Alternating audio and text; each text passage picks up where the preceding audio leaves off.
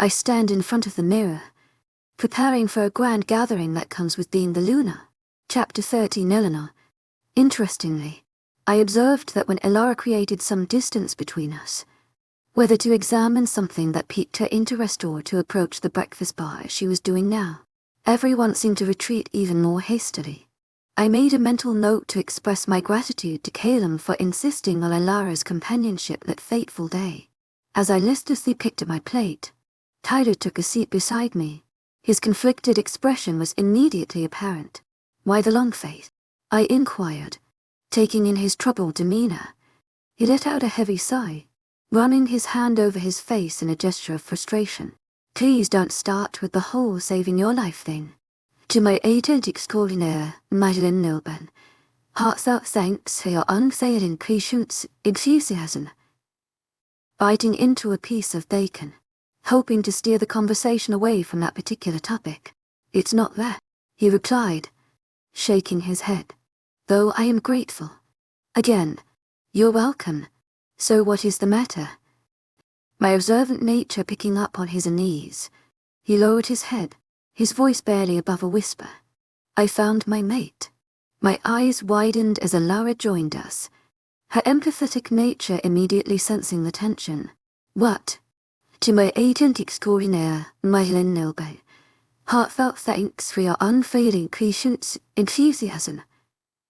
She squealed, her initial excitement palpable. "That's great." Tyler's lack of enthusiasm was evident, though I doubted Elara noticed at first. She glanced between us, her smile fading as she picked up on the somber mood. "What? Is it not good news?" Tyler's gaze flickered to me, his reluctance clear. It would be if she didn't belong to this pack. A sense of dread washed over me. "Who is it?" My face carefully neutral. "Lily Whitewater." Avoiding my gaze, I stood abruptly, causing them both to jump. "To my agent extraordinaire, Madeleine Nilben, heartfelt thanks for your unfailing patience, enthusiasm." "To my agent extraordinaire, Madeleine Nilben, heartfelt thanks for your unfailing patience, enthusiasm." My voice tight as I walked out of the pack house. The need for fresh air overwhelmed me, and I made a beeline for the trees, my mind racing with the implications of this revelation. "To my agent extraordinaire, Madeleine Nilben, heartfelt thanks for your unfailing patience, enthusiasm." I thought bitterly, he would be mated to one of the girls responsible for my torment. It seemed that no matter what I did, my past in this wretched pack would always find a way to haunt me. Sighing heavily, I sat on a nearby log, trying to process this new development. After some time lost in thought, I heard footsteps approaching. Turning, I expected to see Elara, but instead, I was met with the timid figure of Lily Whitewater.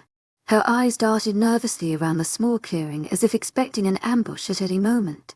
Eleanor," she stammered, her gaze fixed on the ground. "May I speak with you?" Surprised by her approach, I hesitated before responding. "Okay." "To my agent extraordinaire, Madeleine Nilben, heartfelt thanks for your unfailing patience, enthusiasm." Scooting over to make room on the log, as she sat down, I couldn't help but notice how frail she looked. A far cry from the cruel tormentor I remembered.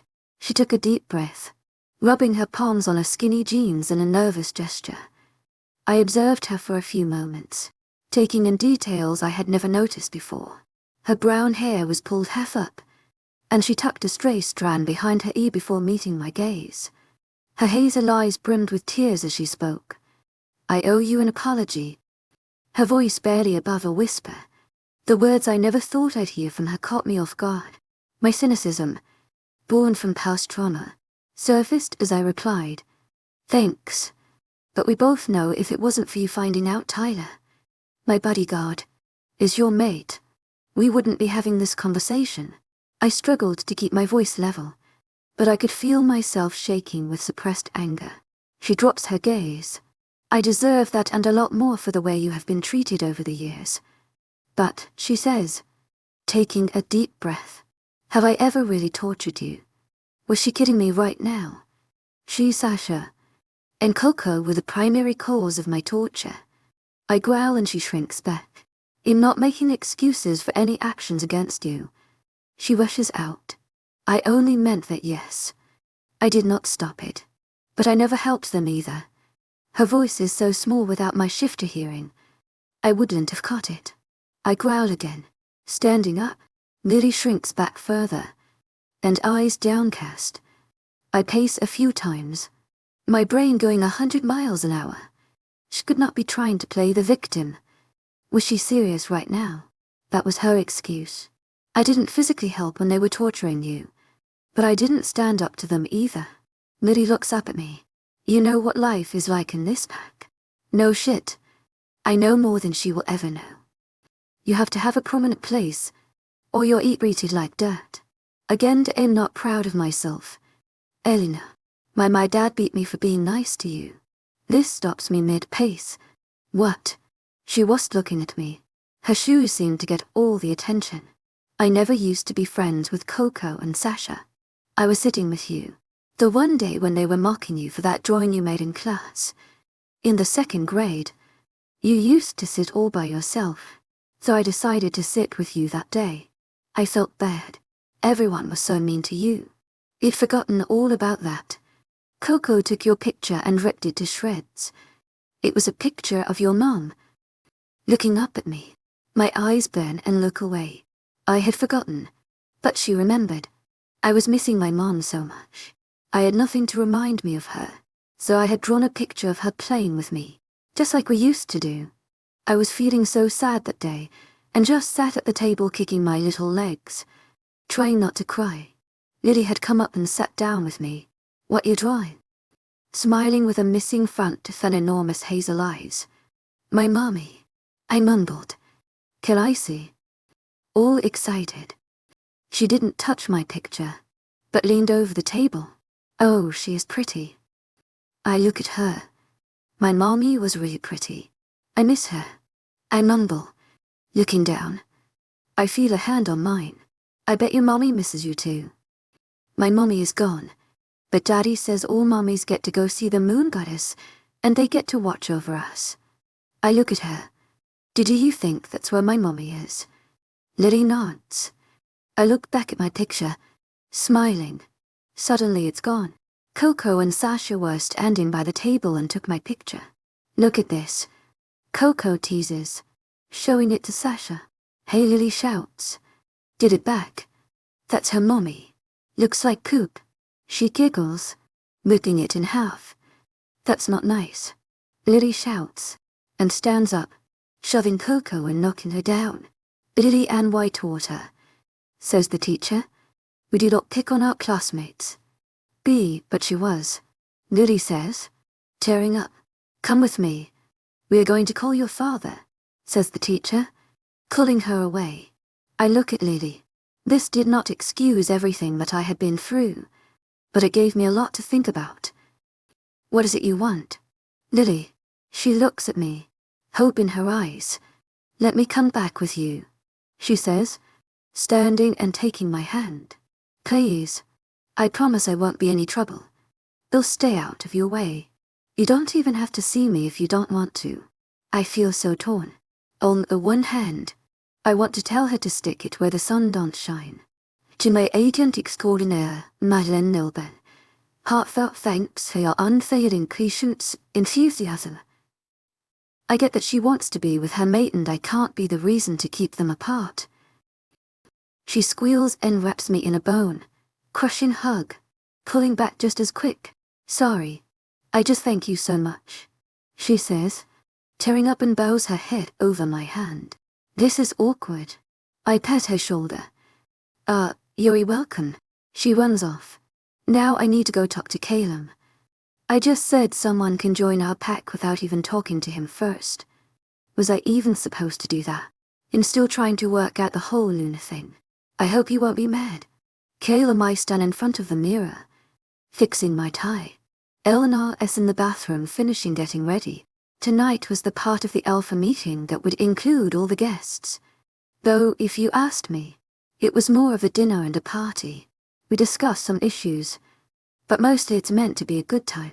This would be the first I had attended in the last few years. The high-class wine and party were not my thing, but I wanted Eleanor to have the full experience. Also, any new Lunas were introduced at these meetings. One of the other reasons for the party, or so everyone claimed. I turn, hearing the door, and my jaw drops. Eleanor stands at a floor-length midnight blue lace dress. The lace clings to her while exposing her skin at her sides and hips. What do you think? Spinning. The back's exposed like her hips. She squeaks as I scoop her up, capturing her mouth in a heated kiss. I only pull back because we need to breathe, but I can't get enough. I kiss down her neck. To my agent extraordinaire, Madeleine Noban, heartfelt thanks for your unfailing patience, enthusiasm. She pounces. We are going to be late. I growl, pulling back. We haven't gotten to spend much time together over this week. With the Argent threat and the Pax not agreeing, it has taken up most of my time. She runs her hand over my chest as I slowly set her down. Have I ever told you how beautiful you are? Yes, I believe you have, she says, smirking. How about how much you'd like to ravish you? Putting her against me. Her skin flushes, and a blush covers her cheeks. No, she says, breathless. Her arousal fills the air between us. Goddess, how I want this woman. I kiss her cheek, stepping back. She looks disappointed for a minute, but covers it. I know I have the same effect on her as she does on me. Still, I don't want to push the mating and marking. But goddess, how I want to just take her. Clearing my throat, I offer my arm. Sparks of electricity shoot through me at the contact. I can tell they are the same for her as her heart rate picks up and breathing changes. Tonight, I am going to make it a priority to touch her every chance I get. It's all I can do right now, and it may keep part of me in check so long as she's close. Maybe. We pull up to a large mansion. Mostly the Alpha meetings are done at the pack houses. For the party, Alpha Eric must have wanted to go all out. He had a nice house. I would give him that. He was still on my shit list. To my agent extraordinaire, Madeleine Noban, heartfelt thanks for your unfailing patience, enthusiasm. Stopping the car at the front, I hand the valet my keys before helping Eleanor out. Kale and Alora follow from the back seat. Both of the girls chat as we make our way up the steps. I was happy to see my mate somewhat relaxed. Though it was short-lived when we entered the house, Eric had indeed gone all out. The butler walks us to a vast ballroom that is an entry fit for a king. You literally walk onto a balcony overlooking the crowd, and it has two sets of stairs flowing down. He announces our entrance before we make our way in. Only bonus. Not that I enjoy having my mate uncomfortable. She was now glued to my side. As we reached the bottom step, Alpha Eric greets us as he does with all his guests. He keeps it short, which is probably for the best. I have no patience for him. Making our way through the room, I introduce Eleanor to many Alphas and Lunas. She's a natural, head high, polite, and smiles. I knew she was nervous, but she was doing amazing, and I made a point of telling her every step of the way. The night progressed with minor events. Finally, we make our way to the council. They had been watching my mate since we walked in. I didn't want her to be bombarded with a million questions right off the bat, so I saved them for last. We approach Hugh first, as he is the head of the council and the only one I knew who wouldn't overwhelm her. Hugh, I would like you to meet my mate and Luna. Eleanor, placing my hand on the small of her back. Hugh smiles. Luna Eleanor, it is a pleasure to meet you. I was starting to think Calum wanted to keep you all to himself. He normally does, she says with a smile. But it doesn't bother me. Crowds are not really my thing. Hugh raises a brow. A Luna who doesn't like a good ball. I believe the moon goddess chose right for you, Calum. Looking at me, I nod. I believe you are correct. A waiter walks by with some drinks. I grab one for myself and water for Eleanor. Hugh smirks. You don't like the wine either? No, not much for it, she says, shaking her head and downs her glass. Are you expecting? Hugh asks. I choke on my drink and Eleanor blushes crimson. Hugh's grin widens. No, Eleanor says, patting my back. We are. No, leave it to Hugh. He may be the head of the council, but he never missed an opportunity. A bit of small talk continued before Hugh asked if we would join him out on the balcony for some fresh air. I knew he just wanted to separate us from the crowd. Questions were inevitable, but if I had to pick one member of the council to trust, it would be him. Walking out, he offers his arm to Eleanor. She looks weary but takes it anyway and I follow. Once outside, she steps back to my side. Hugh doesn't take offense. He had been reading her body language all night, and like all shifters, he had an excellent sense of smell. He could tell she was nervous. Now, Caleb, I know you already know I have some questions and I am not trying to make you uncomfortable. Eleanor, focusing on my mate, but I want to hear from you. How were you able to dispel the silver? Eleanor looks at me and I nod. Well, are you stupid bitch? Comes a voice from the door. We all turn, seeing a drunk Coco stumbling onto the balcony. You have got to be kidding me, Eleanor. It'd been a ball of nerves all night. I was so glad I had Caleb to lean on or I wouldn't have been able to even make it down those stupid grand entrance steps. But I was even more thankful that Eric was avoiding me. I felt nauseous thinking of him kissing my hand again. Thank the goddess he seemed to have lost interest in trying to torture me. Caleb had been pulling me through the crowd of people and I couldn't remember half of the alphas' names. Except for Alpha Isolde. You heard little about female alphas leading a pack and I have to say she was down to earth but not one to mess with. I learned that she was a master of weapons. Mostly swords. Like the one she was wearing on her hip. She laced it with wolfsbane to hinder her enemies' abilities. But only as a last precaution in case she missed cutting off their head. And apparently, she never missed. I made a mental note to not get on her bad side. If she could do that in her human form, I definitely wouldn't want to go up against her in wolf form. After meeting yet another Alpha and Luna, Caleb brought me towards the council members. I felt on a splay as they all eyed me. I shifted comfortably as we walk up to an older man. He was tall like Caleb and fairly built. His hair had since turned grey. He must be up in years because werewolves did not age quickly. You could still look young at 100. His eyes were probably the first thing I noticed. They held a kindness to them and a beautiful honey amber glow.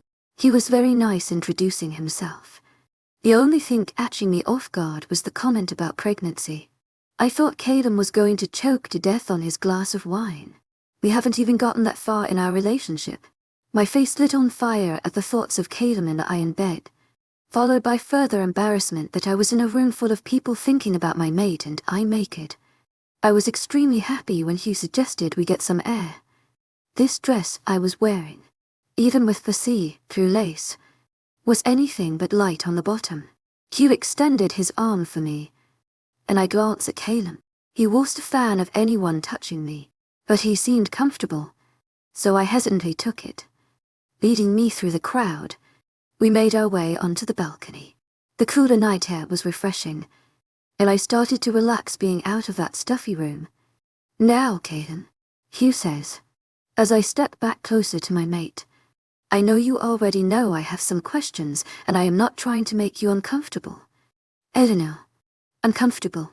I think we already broke the ice with the pregnancy question, but I want to hear from you. His eyes land on me. How were you able to dispel the silver? I glance at Caleb. He nods in reassurance.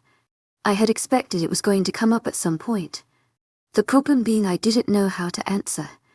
I was still trying to figure it out myself. Well, are you stupid bitch? Comes a voice from the door. We all turn, seeing a drunk Coco stumbling out onto the terrace. Her eyes stay locked on me as she staggers over. In surprised, she can still stand. Why you? She says, jabbing her finger into my chest. Caleb growls. Stepping forward, but I put my hand on his chest. To my agent extraordinaire, Madeleine Nilban, Heartfelt thanks for your unfailing patience, enthusiasm. Ivy got this. He doesn't look happy, but he steps back. Elara is in the doorway, about to make her way to me, but I hold up my hand and she stops. I need to do this on my own, and if Coco wants to make it in front of everyone, then so be it. I step closer to her. What do you want? She snorts. Look at you, Miss High and Mighty. She waves her hand. You don't deserve the title. I lift my chin. The moon goddess seems to think I do. She rolls her eyes. The moon goddess chose wrong. I would be a far better Luna. Look at you. The only thing you have ever been good for is scrubbing the pack house toilets. Murmuring moves through the crowd as more people gather at the door. At this point, Coco was sobering.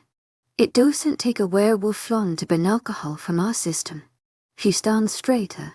You are a nobody, and you wouldn't even be here if it wasn't for this pack. Nobody wanted you, not even your own mother. She knew just how to hit me where it hurt. Before I could control myself, my fist connects with her face, and she flips backwards onto the ground. The crowd that gathered gasps. Goddess, that felt good. Don't you ever mention my mother again.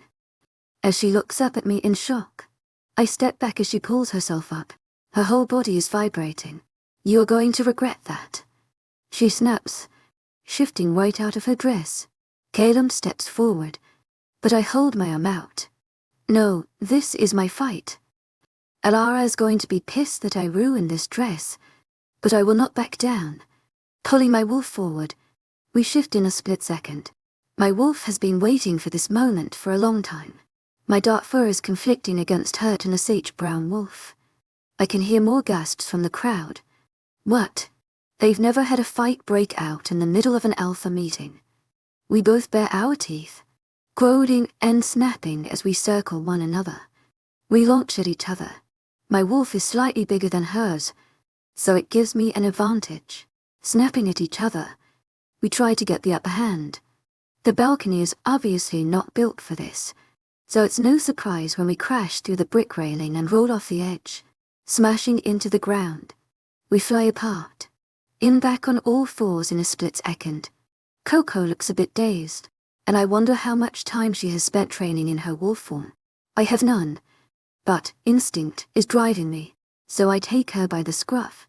She howls in pain and tries to snap at my neck. I shake her violently, feeling her skin tearing beneath my teeth. My mouth pools with blood. I bite down harder and fling her across the yard and into a tree. She stumbles to her feet, dropping low and lunges. I try to jump back, but she latches onto my throat. I yelp as her teeth sink into my flesh. I'm flipped onto my side as she holds me down with her paws. I panic as my airways being compressed. She can feel me struggling, and this only adds to her excitement. She's going for the kill. I feel her grip tighten as blood soaks my fur. Eleanor. Caden roars. My legs and breathing slow. Black and white spots flash through my vision, shutting my eyes. I feel my body going numb and tingling. Warmth spreads over my fur and the tingling increases. My body vibrates as pressure builds deep in my gut. I feel as though I'm about to explode. Suddenly Coco lets go. My eyes fly open, and the world around me is pulsating. I slowly stand on all fours. Turning, I see the crowd is now outside. Caleb and Hugh are standing a few feet away from me, with Coco, who is now laying naked in her human form. What the hell? Eric shouts, running over and checking her pulse. Get her to the infirmary. Some of the pack members help pick her up. It can't be, Hugh says, stepping towards me. I cock my head, looking at him. What? Why is everyone staring at me? I glimpse sparkling purple and turn, seeing my reflection in the paint of a parked car. My dark fur has gone solid white except for the moon-shaped mark around my eye. It has turned black. Purple mist is flowing around me and my eyes have gone the same shade. I look back at Caleb with a whine. What is happening to me? Chapter 14, Eleanor. What is happening to me? I panicked, looking to Caleb for help. Hugh steps closer and I growl. My vocal cords vibrate funny and the growl comes out deeper. The surrounding mist expands, and everyone slides back, like they are being pushed with an unseen force. "T'y'm agent extraordinaire, Madeleine Nilban. Heartfelt thanks for your unfailing patience, enthusiasm." Hugh says. I look between them. You need to help her relax. Relax? How the hell am I supposed to relax? In freaking glowing the color of a damn boy snubbery. Calum locks eyes with me, and I whine again. Slowly, he steps forward, extending his hand. I shrink back. What if this glowing purple stuff hurts him? Baby, look at me. It's okay. No, it is not okay. Does he need his eyes checked? I am the wrong color and am all sparkly like fucking Tinkerbell. He holds up his hands. It's going to be fine. You just need to calm down. Yeah.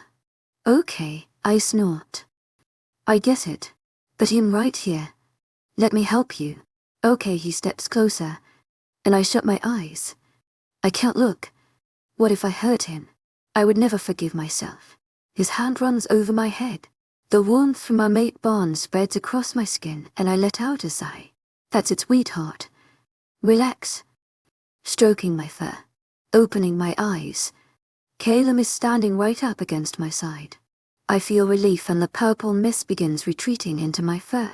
Looking down, I watch as the tips of my paws start fading back to black. The color spreads up my legs and across the rest of my body. The sensation as my fur changes back to its normal color is hard to describe.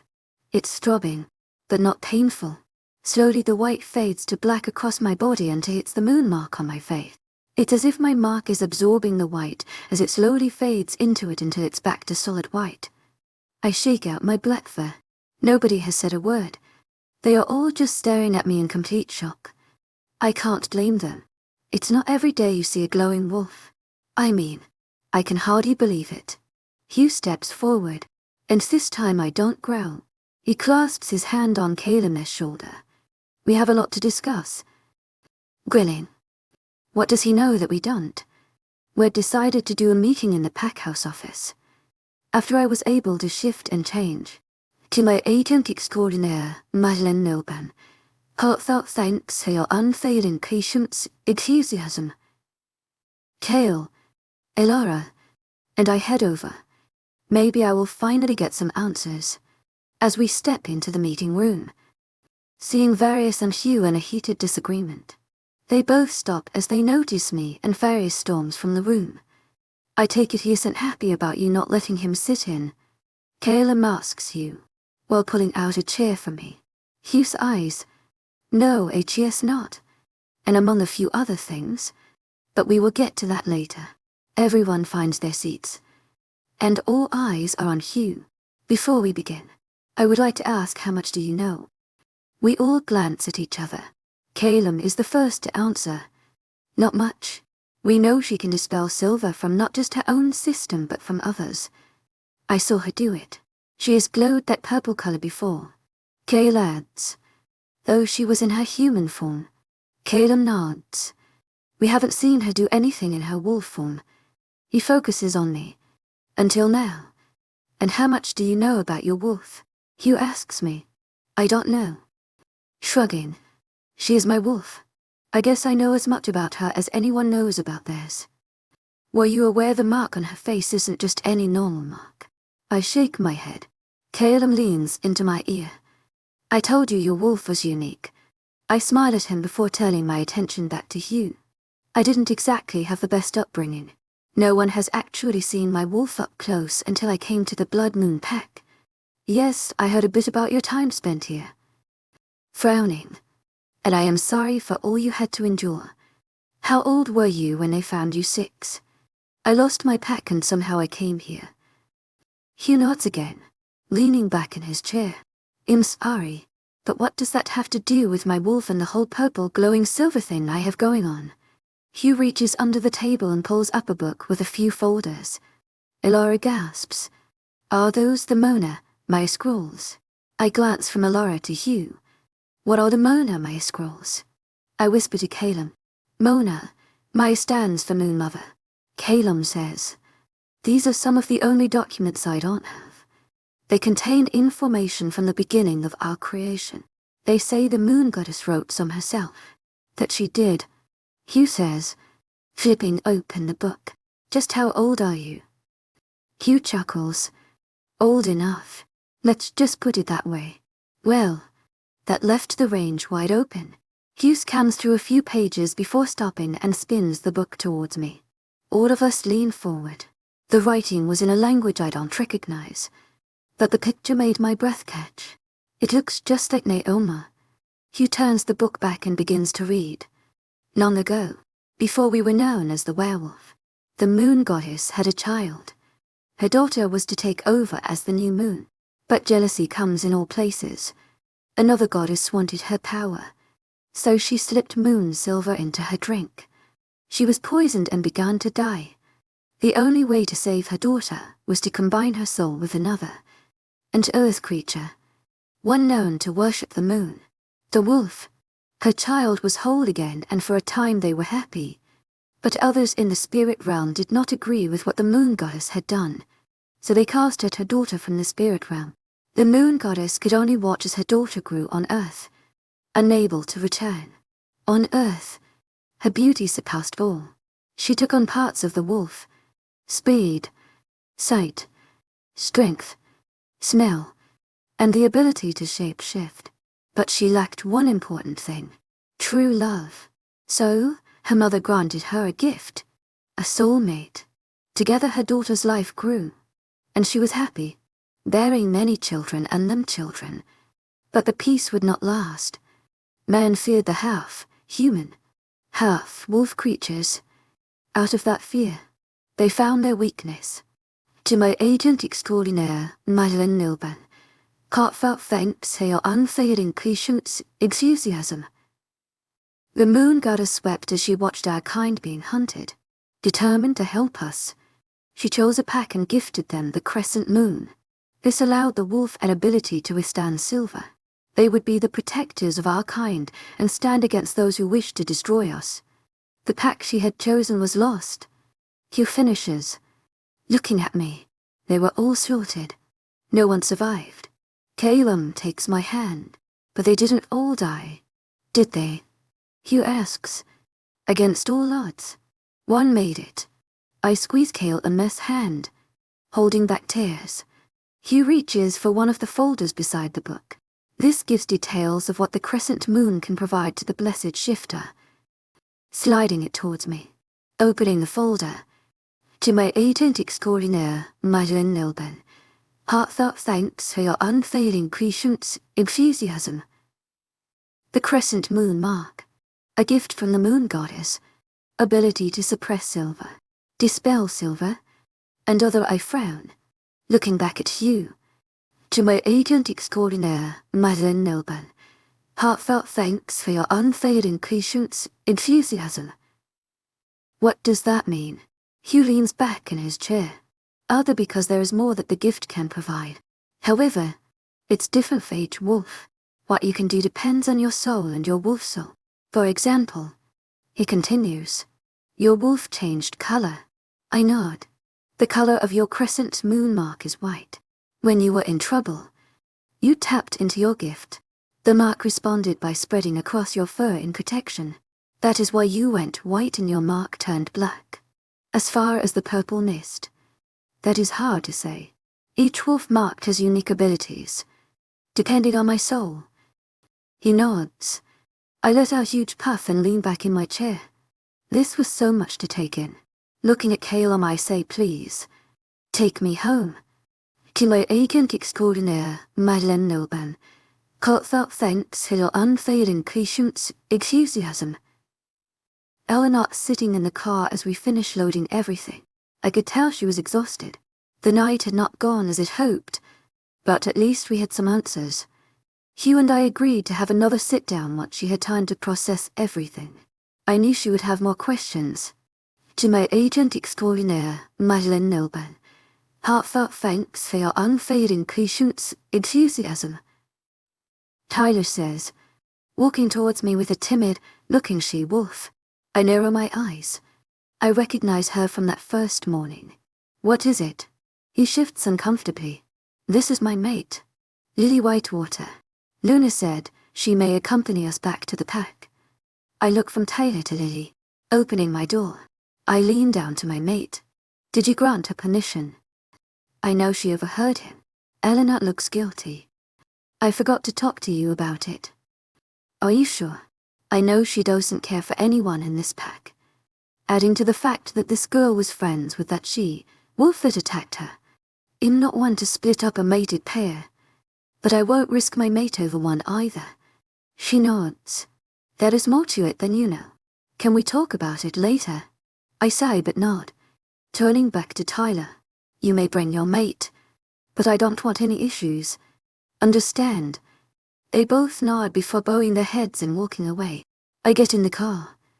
To our agent extraordinaire, Madeline Noble. Heartfelt thanks for your unfailing patience, enthusiasm. To my agent extraordinaire, Madeline Noble. Heartfelt thanks for your unfailing patience, enthusiasm. I've been ready since we got here. Smirking, I pull out of the drive. Heading back was quiet. I tried a few times to engage Eleanor in conversation, but she was too distracted. I really wish I could read her emotions. Another thing, having a full mate bond would help. At least Artemis had settled down a little after the lunar ceremony. Not that he was fully content, nor was I, but it made her part of the pack. Still, being fully mated would allow us to feel her feelings, provide a stronger mind link. Unlike the pack link that only had a limited range, mate links had none. She would also benefit from a shared life force, being able to draw strength from me when needed and die her. I glanced at her again. I could tell she was starting to relax the closer we got to our pack's territory. We are coming up on the border when Kayla's voice interrupts my thoughts. To my agent extraordinaire, Madeline Milburn, heartfelt thanks for your unfailing patience, enthusiasm. There is a line of trucks up ahead. I straighten in my seat. Kale was in the car in front of us, with Tyler behind. Are we able to go around? No, Kale says. I don't like the looks of this either. It could be an ambush. Gripping the steering wheel. What's the matter? Eleanor asks, looking behind us and back to the front. We have a problem up ahead. Kale and I are discussing it. Give me a moment. She nods. I don't want to freak her out if it's nothing. Opening the link to both Tyler and Kale. Kale. Drop back. Tyler. We have a blockade. Come up alongside. Yes, Alpha. They both say. Rearranging the cars until we are taking up both sides of the road. We slow and stop 100 yards or so away. Sure enough. 3 large military, grey trucks are blocking the road, keeping the link open. To my agent extraordinaire, Madeline Milburn, heartfelt thanks for your unfailing patience, enthusiasm. Already on it, Alpha. The pack is on full alert, and the warrior team is headed our direction. One good thing humans had done was create cell phones. We aren't in our pack's territory, so we couldn't reach them otherwise. I scan the vehicles in front of us. Whoever they are, they know what they are doing. If a fight breaks out, the pack won't reach us in time. I say through the link. Let's try to keep them talking as long as possible. Chimes in Tyler. To my agent extraordinaire, Madeline Milburn, heartfelt thanks for your unfailing patience, enthusiasm. Get out, but stay alert. Yes, Alpha. They agree before we cut our link. I look at Eleanor. Stay in the car. Don't get out. No matter what. She's glancing around nervously. Eleanor? Grabbing her attention. Do not get out of this car. She nods. I quickly link Elara, who is in the car with Kale. If anything happens. Don't worry, Alpha. I got her. She growls, stepping out of the car. Kale and Tyler follow my lead. All eyes stay locked on the trucks as we make our way a few feet in front of our cars. A few people emerge from the trucks, followed by some from the back end, and move to stand in front of them. Luckily, we are standing downwind, so I can pick up their scent. a mixture of shifter and human. I let out a low growl as do Kale and Tyler. Something is definitely wrong. Artemis is pacing in the back of my mind. At the ready, his irritation prickles at the thought of danger so close to our mate. I step forward. You're in the way. Move! I shout, using my alpha voice. A few people shrink back. Now we know who the shifters are. A tall man with a buzz cut in camo pants and a cut-off T-shirt steps forward. We will move, but only after we get what we came for. He shouts. I narrow my eyes. Give us the she-wolf and you are free to go. My eyes flash green. No way in hell is that going to happen. Tyler and Kale step closer to me. To my agent extraordinaire, Madeleine Noble. Heartfelt thanks for your unfading patience, enthusiasm. Tyler whispers, what she-wolf? You know who they want. Doesn't matter though. They won't get her or any of them. Tyler nods, glaring at the men. We'll give you 1 minute. The man shouts, as the rest pull guns at ready. To my agent extraordinaire, Madeleine Noble. Heartfelt thanks for your unfailing patience, enthusiasm. We need to keep him talking. Kale whispers, what do you want with her? I shout. The man I decide to call's on the screens. That's not for you to worry about. You're wrong. She is mine to worry about. Anything that concerns her is my business. You're outnumbered alpha. On those shouts. Just hand her over and you may live to fight another day. If not, we will take her by force. All his men cock their weapons. Time's almost up. What's it going to be? What are the odds their bullets are silver? Tyler asks. Kale says, if they are after Eleanor, then they are more than likely part of the Argent. I growl as Artemis pushes to the surface. Doesn't matter. I will protect her with my life. As Artemis claws at my skin. Shouts Anthus. A few of his men take a knee. To my agent extraordinaire, Madeleine Noble. Heartfelt thanks for your unfailing patience, enthusiasm. Tista, Eleanor screams as she gets out of the car. I turn and roar at her. Get back in the car. Her steps falter, but only for a second. Then she makes her way towards me. To my agent extraordinaire, Madeleine Noble. Heartfelt thanks for your unfailing patience, enthusiasm. She says, gently touching my cheek. I calm slightly. I won't let you all die because of me. I shake my head, grabbing her by the arm now. Go back to the car. Elara runs up behind us.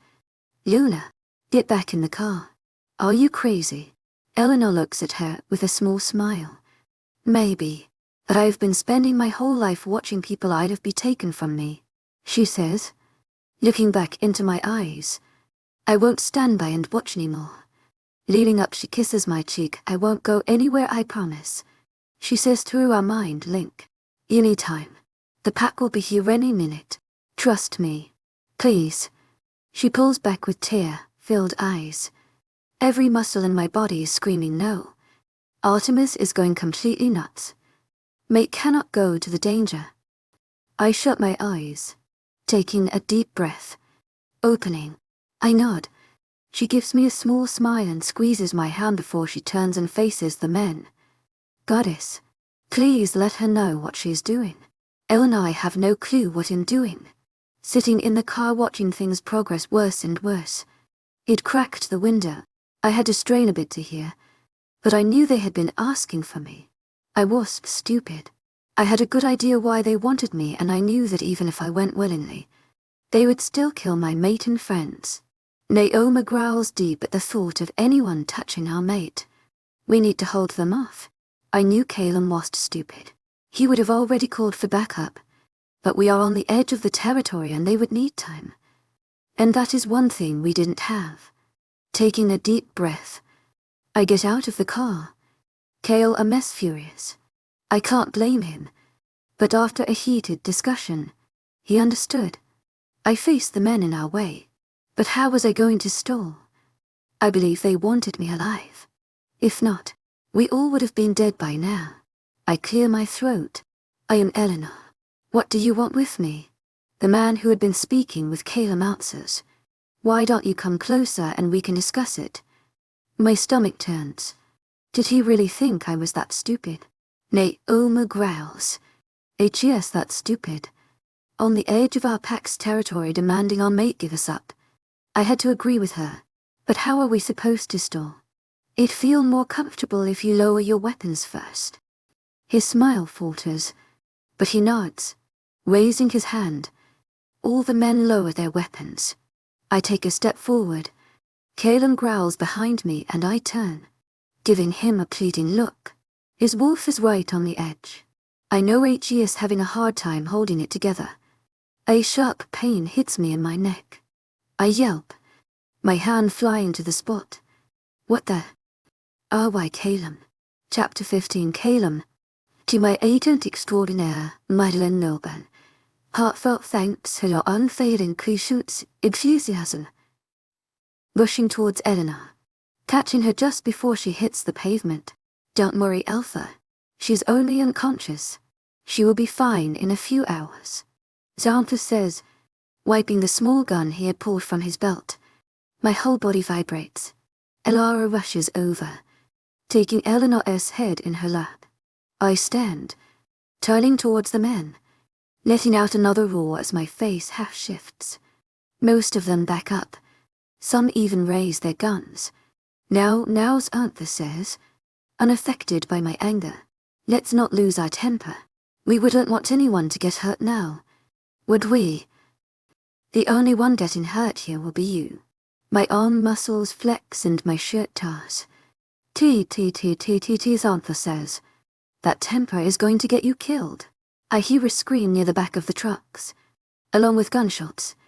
Xanthus turns around in surprise before grabbing the man next to him by the shirt collar. You idiot.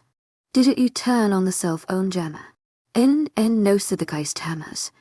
Can't they talk to each other through their minds? Not from this far, you fucking idiot. He yells, shoving the guy backwards. Howling and growls can be heard, along with more screams and shots. Xanthus whirls around looking at Eleanor. Get the girl. They want her alive. Grabbing a gun from another man and walking back to the trucks. I turn to Elara. Get her in the car now. I yell. Cale and Tyler are on my flank as a group of men run towards us. Take out whoever you want. But he's mine. Yes, Alpha. They both respond. We shift in a matter of seconds. Elara is picking up Eleanor as Lily comes running to help. Get her to the car. Elara shouts, as Lily puts Eleanor's arm around her shoulder. I've got her. Lily shouts, dragging Eleanor. Elara turns into her wolf, taking a stance in front of the cars. It will be a cold day in hell before she lets anyone get by her. We charge at the group of men. They raise their guns. Kale's hit in his left shoulder, but it doesn't break his stride. Leaping into the group, they scream. My teeth latch onto one shoulder. He is human, so I tear him apart as easily as a hot knife slices butter. We power through the first for people in the group. The last 3 are wolves. I snap at them as Cale, Tyler, and I form a line. How could they turn on their own kind? Cale spits through our link. I growl. They are no longer werewolves. Keep one alive if you can. I have some questions. Cutting our link as I stalk forward. Each of us picks one. The fight doesn't take long. Rogue wolves are not as strong as pack wolves. Cale and Tyler managed to take down one of the rogues without killing it, though if he would survive his injuries was another matter. I turned my attention to the trucks. Most of the fighting was taking place on the other side. I link Cale and Tyler to stay with Elara, in not taking any chances that someone might slip by and take my mate, but I have a bone to pick with their so-called spokesperson, charging towards the trucks. Something slams into my right side. I growl and spin, grabbing a dirty brown wolf by the scruff and tossing him into the side of a truck. He jumps to his feet, baring his teeth. He is bigger than the other rogues and looks to be in good shape. The thought of him siding with the Argent over his own kind fills me with even more rage. Pack or rogue, the Argent is an enemy to us all. I let him make his move. Lunging at my throat, I slash his face, leaving a long claw mark down his left eye. He jumps back, howling in pain, but I feel no mercy as I slam into him. We both struggle for the upper hand, snapping and clawing. We roll across the pavement, hitting the trucks, slightly shifting them from our weight. I allow Artemis full control as we get the upper hand.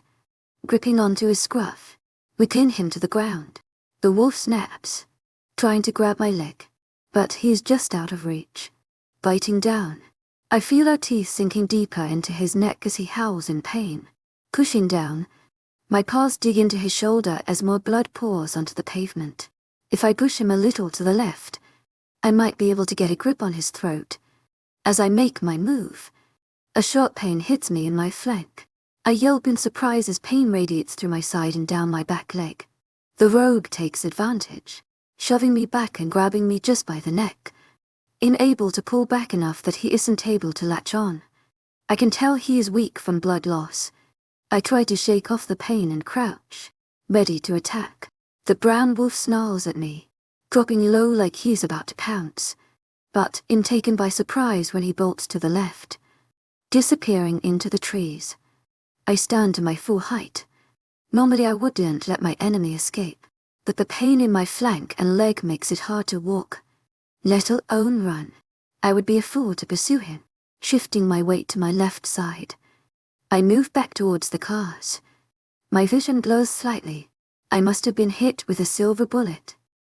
No doubt, it's wedged in my hip. I'm lucky it didn't end up in my ribs or I would be in worse condition. I get back to the cars. Kale and Tyler jog over, still in wolf form. To my agent extraordinaire, Madeleine Nilben. Heartfelt thanks for your unfailing patience, enthusiasm. Kale asks, through our link, grab the medkit and get this fucking bullet out of me. I snap. Kale nods, running back to the car. Tyler hovers close, careful not to touch me. I cannot shift back until this bullet is out. One of the bad things about silver, my advanced healing won't work either, which can cause a lot of blood loss. The pain is making it harder and harder to stand. Kale comes back dressed in a pair of shorts with the kit in hand. To my agent extraordinaire, Madeleine Nilben, heartfelt thanks for your unfailing patience, enthusiasm. Dropping next to me. I need you to lie down while I get this out. I growl, dropping to my belly. And don't fucking bite me cause it's going to hurt. Digging into the bag. I snort no promises. After a few moments, Kale is able to remove the bullet. I lay in my wolf's form, allowing my healing to kick in before I shift. Eleanor is still unconscious in the back seat of the car, but at least she is safe, with Alara and Lily keeping watch. The area is surrounded by pack warriors keeping a lookout until we move. To my agent extraordinaire, Madeleine Nilben, heartfelt thanks for your unfailing patience, enthusiasm. Ondeliasms and Lynx, trotting up in his wolf form. Yes, standing. We killed most of the enemy in the fight. Some rogues fled and are being hunted down. What direction? Some went towards the Night Raven territory, and others the Moon Howl territory. I know it.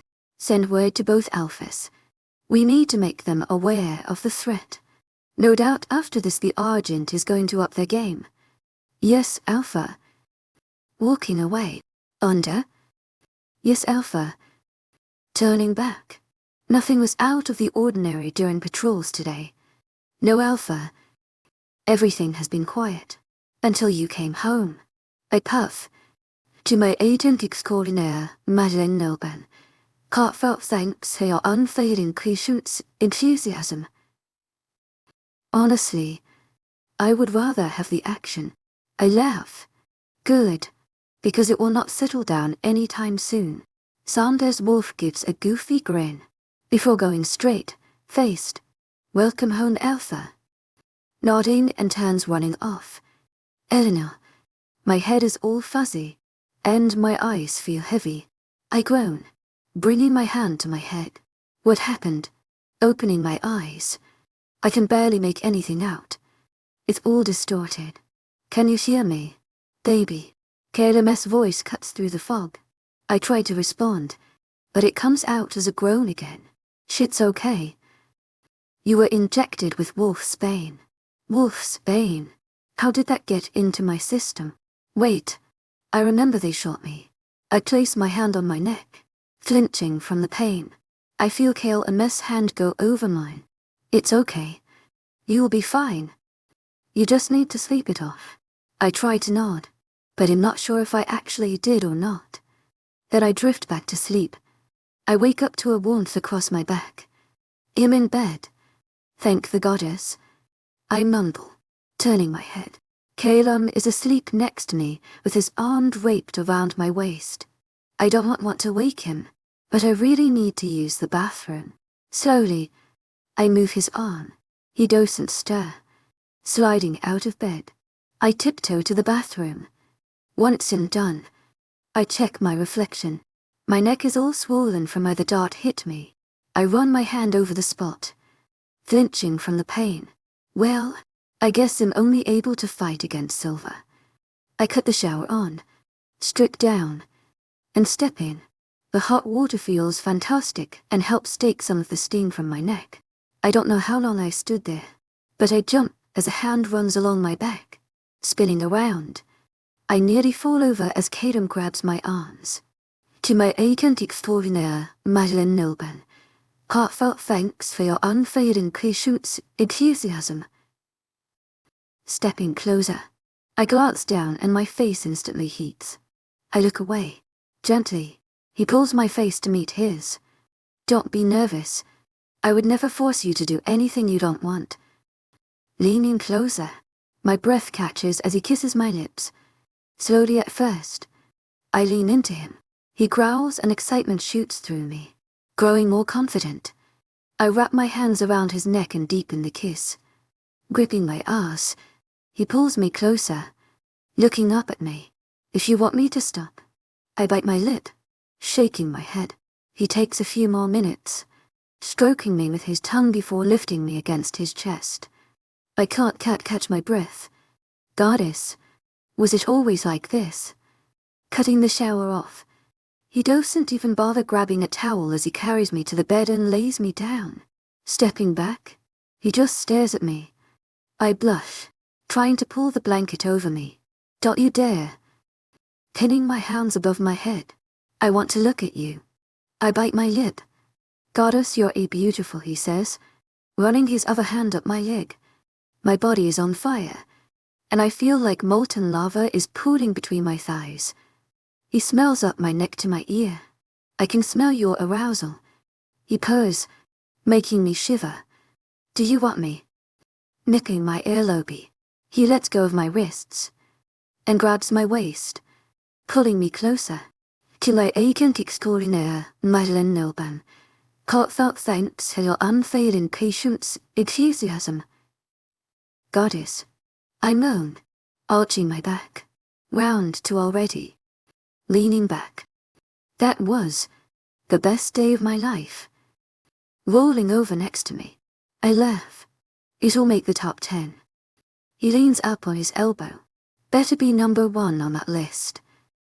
I don't say anything, just keep a poker face. His eyes flash into green. Do I have to remind you again? I pretend I'm thinking about it when he grabs me.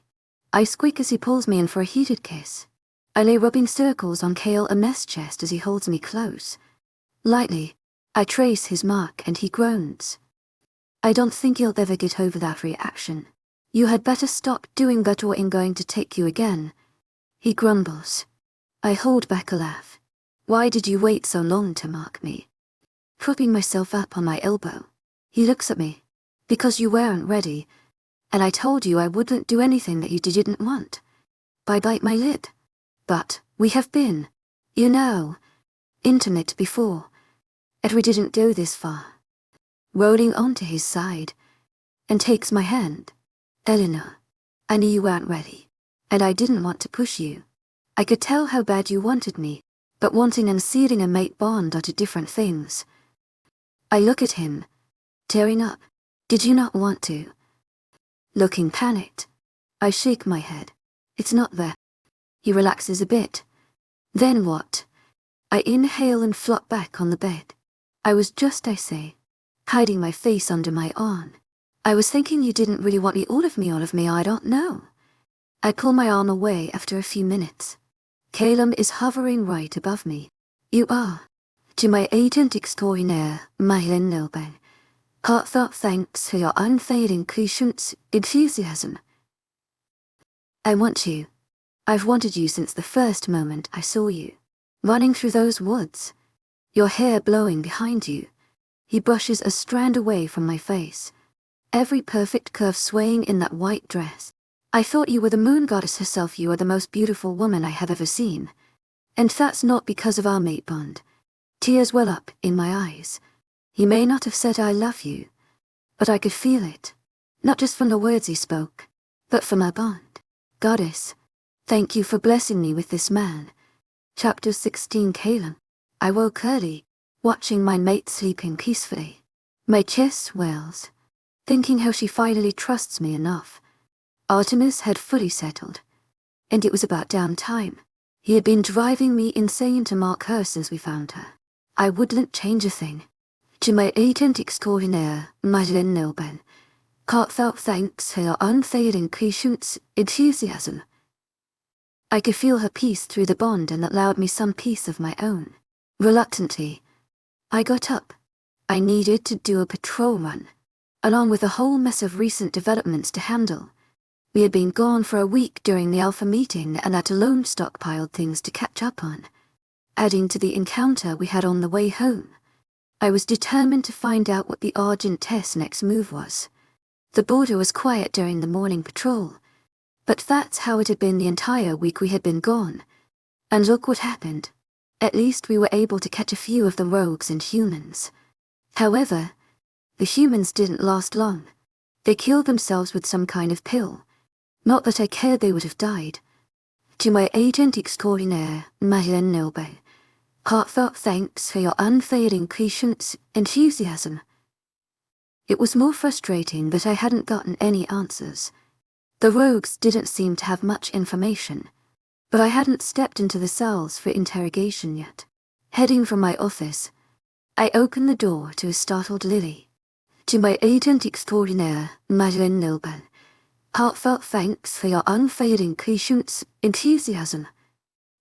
She squeaks, jumping back and bowing her head. I raise a brow. What can I do for you? Lily. Not really interested. She may have helped my mate, but she still had a long way to go to gain any trust from me.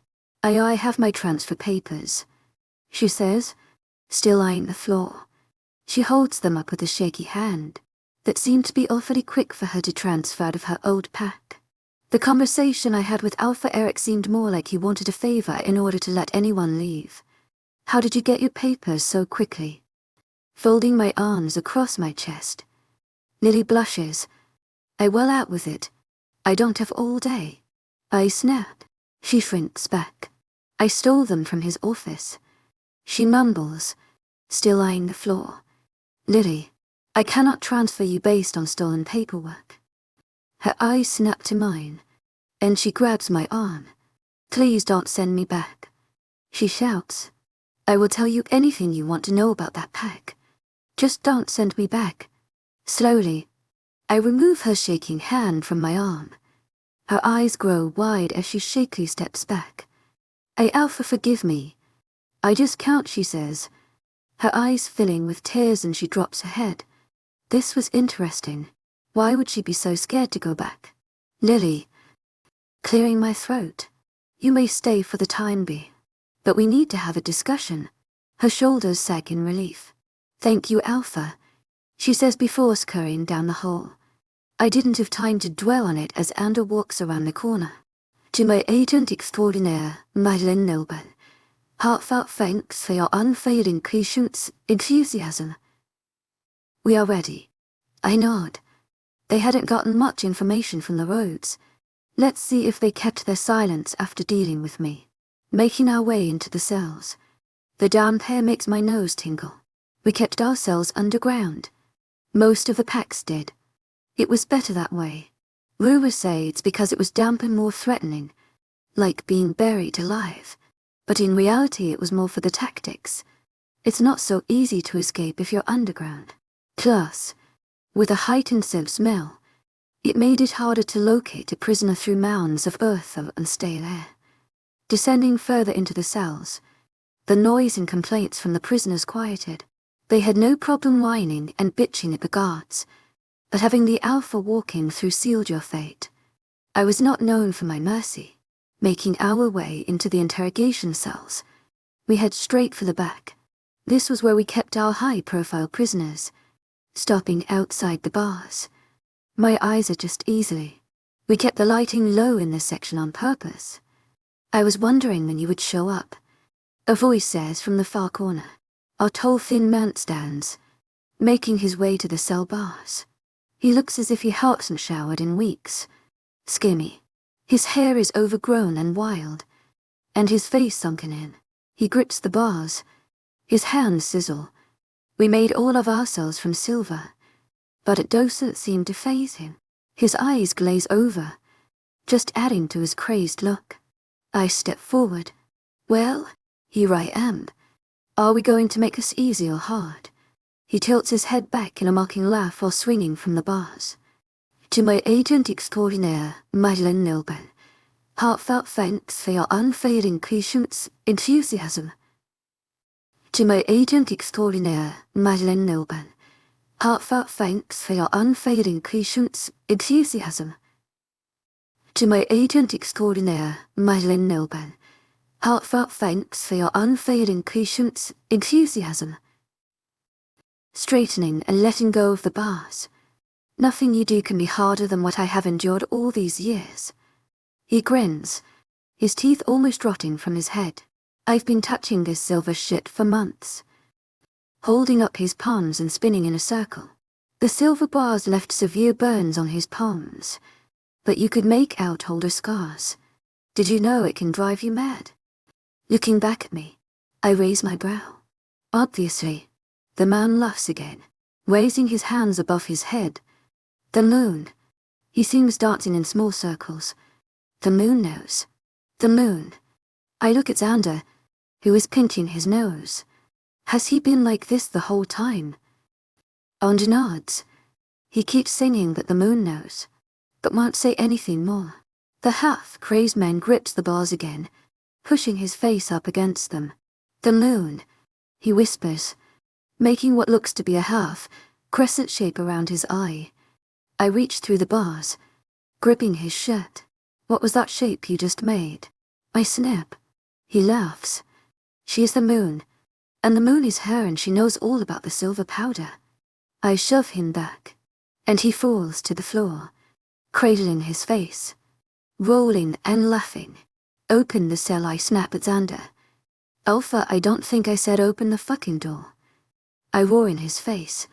Xander nods, grabbing the keys from his pocket. He opens the door. I stride in and pick the old shifter off the floor, and slam him against the wall. He continues to laugh, which just adds to my rage. Tell me what the fuck you mean. He goes serious, leaning close. His breath is foul. Your mate. He whispers. My eyes narrow. What about her? His eyes shift around the room before he locks them back with mine. She knows about the silver powder. She knows because the moon knows.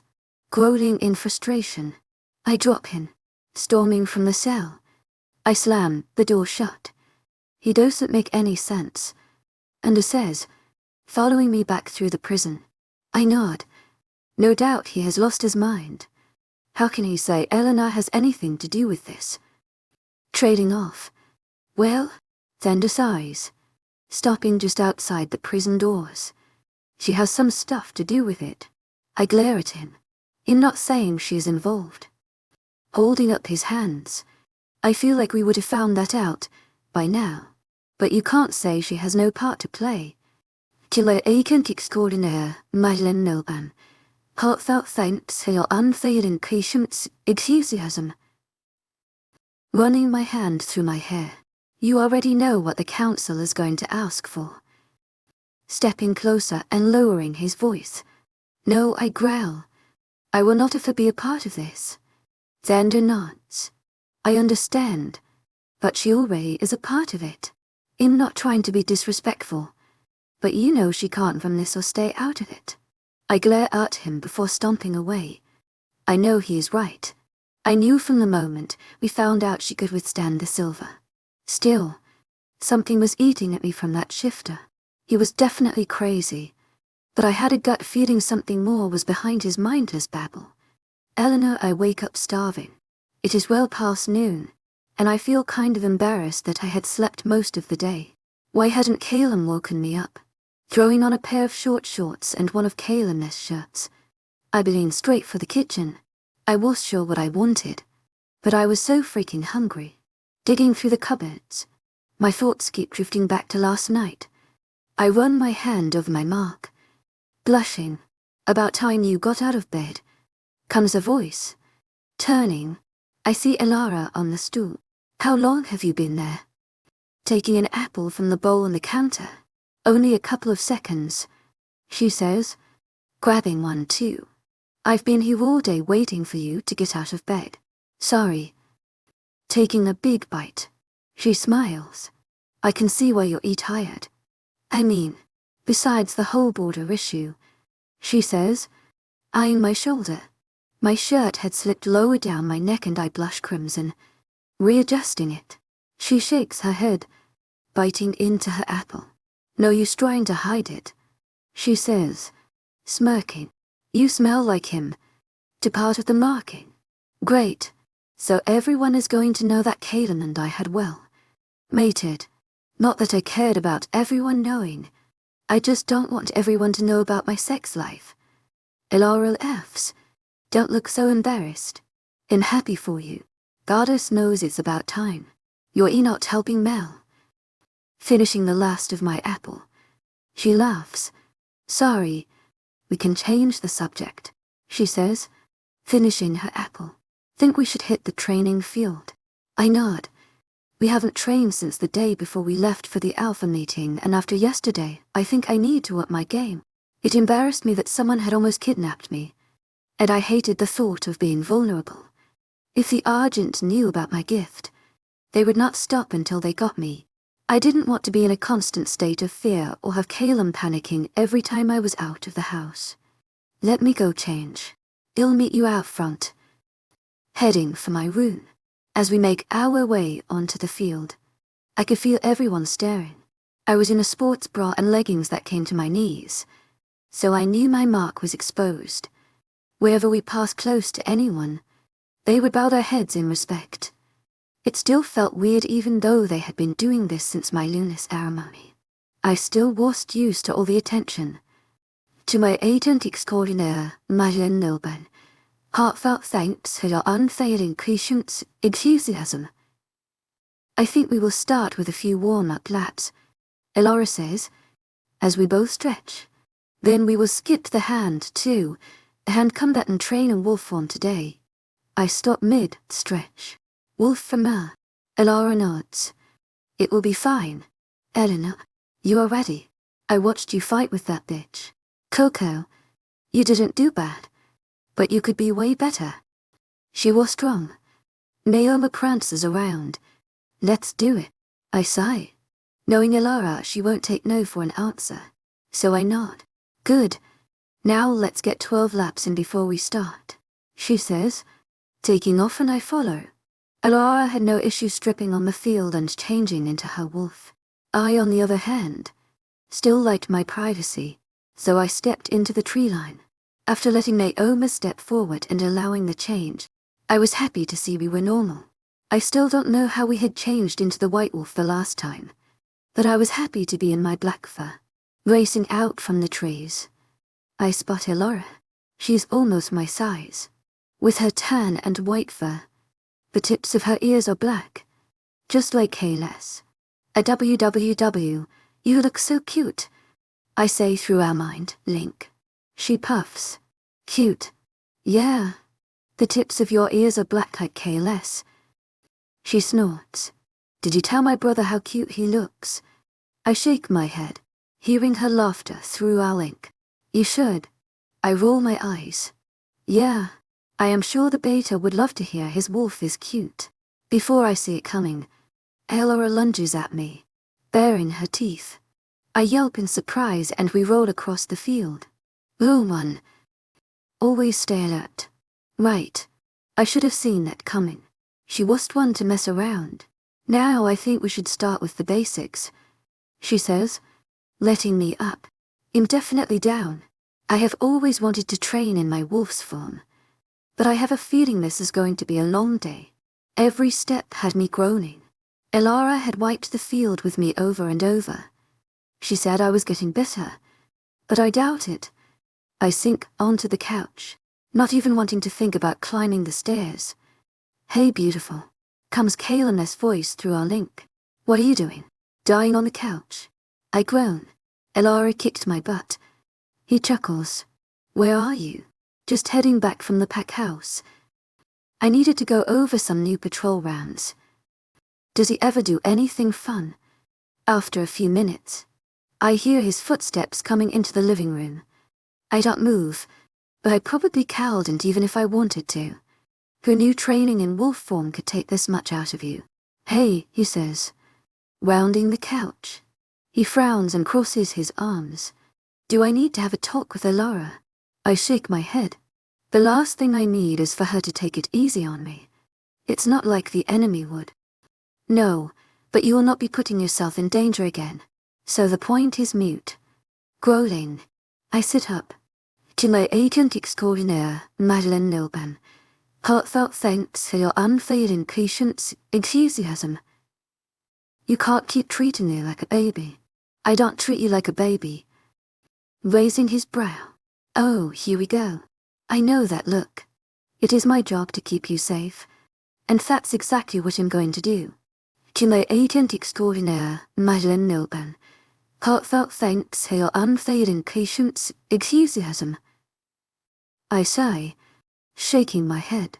You can't protect me from everything. I mean, look what happened just on the border. Or even in our own territory. Funny how I told you to stay put both times. Did you listen? His face growing red.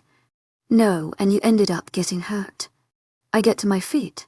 Had I stayed put, you would have died yesterday. You don't know that. He shoots back.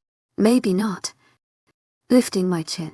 But I bet you wouldn't have walked away with just a bullet in your hip. Don't even start. You don't even know for sure that I would have stayed safe if I did as I was told. Why do you have to be so difficult? He growls. To my agent extraordinaire, Madeleine Nilban. Heartfelt thanks for your unfailing patience, enthusiasm. Me, ice cough. I'm not the one being unreasonable. I need to learn how to defend myself. Do you honestly think anyone who wants to harm me is going to go easy on me? Caleb stopped spacing, running the hand over his face. I don't care if you are training. I just don't want you to wear yourself out for no reason. Good God, Selena. Is it so bad I just want to keep you safe? Looking at me, I almost lost you. Not just once. Twice.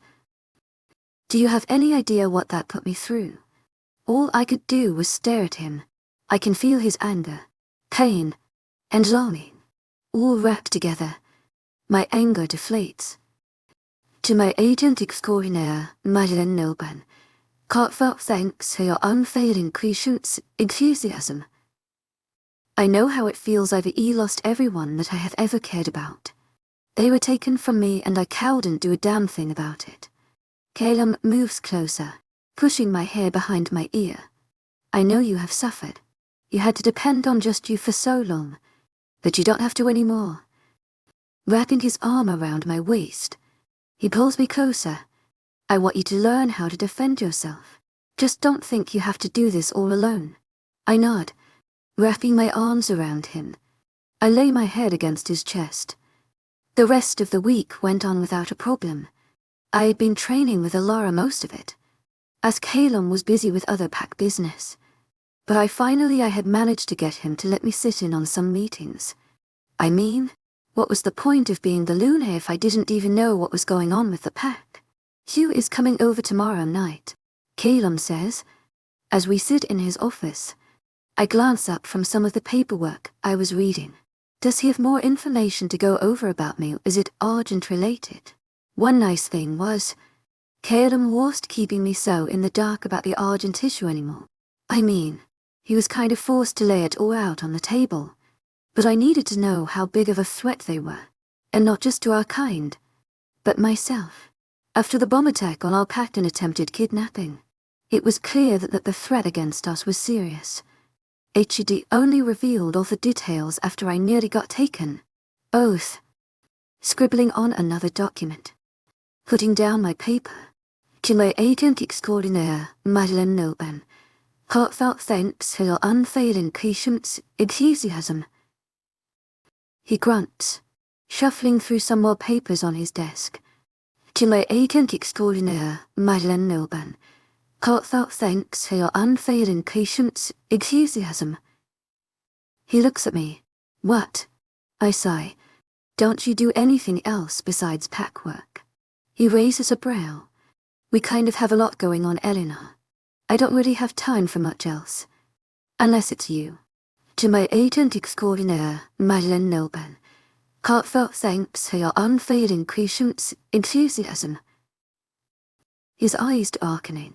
I throw one of the couch pillows at him, which he catches easily and grins. I want to go on a patrol run with you. He blinks. No, he says, shaking his head. To my agent extraordinaire, Madeleine Noban. Heartfelt thanks for your unfailing patience, enthusiasm. I huff, walking over and sitting on the edge of the desk. When was the last time we ran in our wolf forms together? Eleanor, running together is one thing. It's another when it's for patrol. I nod. I know that, but hear me out. He groans, leaning back in his chair. But I ignore it. In the Luna, to my agent extraordinaire, Madeleine Noban. Heartfelt thanks for your unfailing patience, enthusiasm. Does it not show more strength to our pack the more we do as a team? You are really pushing it. He grumbles. I don't want you so close to the borderline, not after what happened. I cross my arms. We have had nothing in weeks. To my agent extraordinaire, Madeleine Noban. Heartfelt thanks for your unfailing patience, enthusiasm. And we've even had patrols going outside the border and nothing. Unless there is something you're not telling me. I push, leaning closer. I have told you everything I know. Not I think you need to worry about all the fine details. But I've not kept anything from you. And I have looked over our border maps with you over 1,000,000 times in the past week. Now I want to see them in person. Jumping off the desk. I promise I will stay right by you the whole time. I'll listen to whatever you tell me. No arguments. Sitting on his lap. He raises a brow. No arguments. I laugh. Well, I will try not to argue. He looks in thought for a moment. Why don't we test how well you can listen? Yanking me closer. I squeak. What did you have in mind?